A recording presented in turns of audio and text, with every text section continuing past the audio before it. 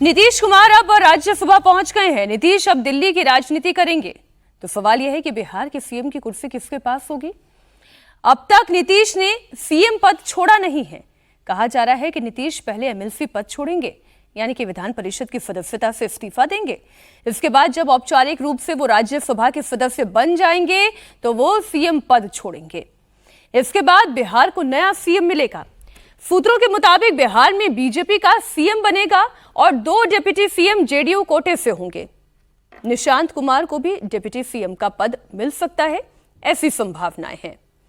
तो पहले निशांत कुमार पर ही हम बात करें। वरिष्ठों से मुलाकात की तस्वीरें तो खैर आपके सामने हैं ही, और पिछले कई दिनों से अलग अलग क्लिप्स भी उनके सामने आ रहे हैं। कहीं वो निशांत जी भी बने हुए हैं, लेकिन क्या डिप्टी सीएम के पद पर निशांत कुमार को बैठाया जाएगा? देखिए, ऐसी चर्चा है कि जो फार्मूला तय हुआ था कि यदि चीफ मिनिस्टर जेडीयू का होगा तो भारतीय जनता पार्टी के दो डिप्टी सीएम होंगे। यही बात जेडीयू के तरफ से की जा रही है कि यदि भारतीय जनता पार्टी का मुख्यमंत्री होता है तो 2 डिप्टी सीएम जो है, लेकिन एक फैक्शन उसमें यह भी कर रहा है कि सिर्फ एक ही डिप्टी सीएम हो, दूसरा डिप्टी सीएम जेडीयू से नहीं हो। और इसके पीछे मुझे लगता है कि उनका तर्क यह है कि आगे जो लीडरशिप प्रोजेक्ट किया जाए तो नीतीश जी के बेटे को ही प्रोजेक्ट किया जाए लीडरशिप के रूप में, बाकी कोई उनके पैरेलल कोई डिप्टी सीएम के रूप में खड़ा हो जाए ये न हो, इसकी संभावना खत्म कर दी जाए। इसलिए एक घड़ा जो है वो जेडीयू के अंदर इस बात का के लिए जिक्र कर रहा है कि भाई नीतीश जी के वारिस के तौर पर उनका बेटा ही नेतृत्व दे, कोई दूसरा डिप्टी सीएम न हो। दूसरा एक है कि विधानसभा के अंदर, विधानसभा अध्यक्ष और विधान परिषद के अंदर, तो उसमें है कि भारतीय जनता पार्टी यदि यहाँ पर विधानसभा अध्यक्ष रखती है तो फिर विधान परिषद के अंदर जो है वो जेडीयू का अध्यक्ष है। तो इस फार्मूले पर अभी बात चल रही है, लेकिन बात अभी बनती हुई दिख नहीं रही है। कहीं पर कोई निष्कर्ष अभी निकल नहीं पाया है। भारतीय जनता पार्टी के साथ दिक्कत क्या, अभी जो दिक्कत निकल करके आई है, कौन मुख्यमंत्री बनेगा, यह भी एक बड़ा असमंजस का खेल चल रहा है। किसे बनाया जाए, क्या सम्राट चौधरी को मुख्यमंत्री बनाया जाए? एक घड़ा ऐसा मान करके चलता है कि नित्यानंद राय को बनाना चाहिए। दूसरा खड़ा है जो कहता है कि नीतीश के जेडीयू कोटे के तरफ से जेडीयू चाहता है कि सम्राट चौधरी ही मुख्यमंत्री बने।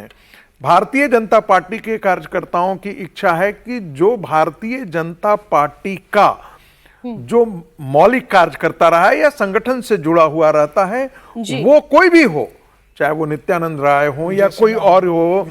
विजय सिन्हा को इसलिए नहीं बनाया जाए, ये मुझे लगता है कि क्योंकि उसमें एक अपर कास्ट और ये वाला फैक्टर जो होगा वो मुझे लगता है कि महत्वपूर्ण हो जाएगा। इस पद से अपर कास्ट को दूर रखना चाहिए। इस अपर कास्ट को इस पद से वो दूर ही रखना चाहेंगे, क्योंकि फिर सामाजिक न्याय की राजनीति को लड़ने में भारतीय जनता पार्टी को कठिनाई होगी।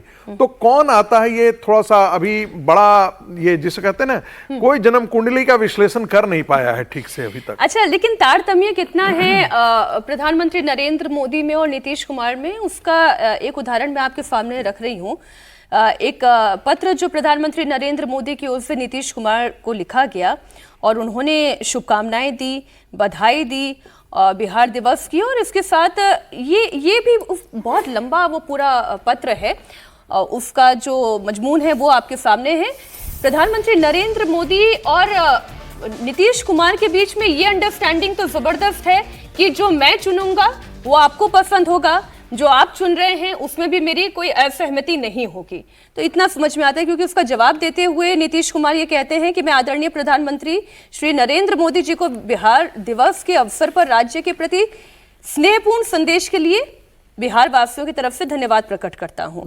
आपके मार्गदर्शन और सहयोग से बिहार के कर्मठ और प्रतिभाशाली लोग निश्चित रूप से बिहार को, राज्य को और देश को नई ऊंचाइयों तक ले जाएंगे। सुमीर जी, तो ये जो कोऑर्डिनेशन है इस वक्त दोनों के बीच में जो दिखाई देता है वो अद्भुत है। देखिए, लगता है ये राजनीतिक मजबूरी का कोऑर्डिनेशन है आज की तारीख में, वरना नीतीश कुमार और प्रधानमंत्री नरेंद्र मोदी के बीच राजनीतिक संघर्ष तो आपने देखा ही है कि किस तरीके से नीतीश कुमार ने पूरी भारतीय जनता पार्टी को घर पे लंच डिनर पे बुलाया और बाद में थाली खिसका ली थी। दुख भरे दिन बीते रे मतलब भैया, उसके बाद तमाम तरीके से नीतीश कुमार ने पार्टी बदली और तब भारतीय जनता पार्टी की भी मजबूरी थी कि नीतीश कुमार के हाथ, दोनों हाथों में लड्डू पे थे। वो जब चाहते थे भारतीय जनता पार्टी के पास सरकार बनाने की स्थिति में थे, वो जब चाहते लालू प्रसाद के सरकार बनाने की स्थिति में थे। इस 2025 के चुनाव में यह स्थिति उत्पन्न हो गई कि नीतीश कुमार अब इस स्थिति में नहीं है कि वो तेजस्वी के साथ सरकार बना सके, क्योंकि प्रदेश में भले ही वो उनके 84 के करीब एमएलए जीत कर आए होंगे, केंद्र के अंदर जिस तरीके से भले ही ये कहा जाता है कि नीतीश कुमार चंद्रबाबू नायडू के समर्थन से चल रही है, लल्लन सिंह ने और संजय झा ने जिस तरीके से भारतीय जनता पार्टी के लिए जबरदस्त बैटिंग करी है बिहार के अंदर बनाने के लिए और नीतीश कुमार को समझाने के लिए, अब नीतीश कुमार इस स्थिति में नहीं है। उनका स्वास्थ्य जिस तरीके से खराब हो गया, नीतीश कुमार भी जानते हैं कि अब मैं राजनीति में उस स्थिति में नहीं हूं कि भारतीय जनता पार्टी से लड़ सकूं।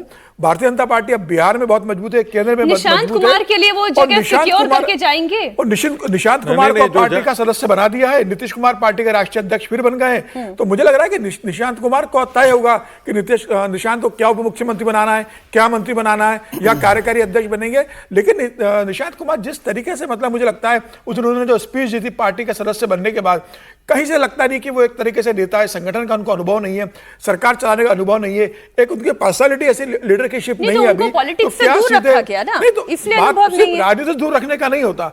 इतने परिवार से आप आते हो, आपके पिता इतने लंबे समय से राजनीति में रहे, एक औरा होता है बेटे का भी। अब वो जिस तरीके से व्यवहार कर रहे हैं, मुझे लगता नहीं कि उन्हें उप मुख्यमंत्री बनाया जाएगा। अगर उन्हें उप मुख्यमंत्री बनाते तो फिर सरकार कौन चलाएगा ये सब जानते हैं। मुझे लग रहा है उन्हें संगठन में होकर थोड़ा बिहार को समझे, राजनीति को समझे, संगठन को, उसके बाद लौट कर आए।